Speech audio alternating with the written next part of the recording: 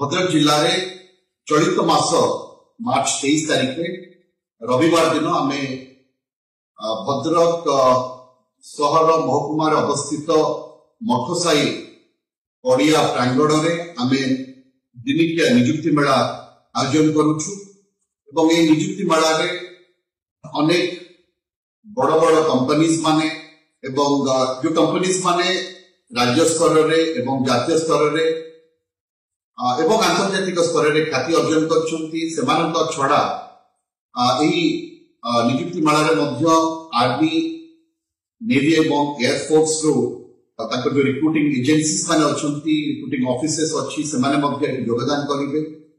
तो आमे आशा करूछु आपण माने बहु संख्या रे कार्यक्रम रो एही निजुक्ति मेला रे आपण माने योगदान करिवे एवं आपण मानकर जदि दक्षता थिबो निश्चित भाव में मु कहिबी जे आपण गोटे तुरंत निजुक्ति पाइबार संभावना सृष्टि करि परिबे।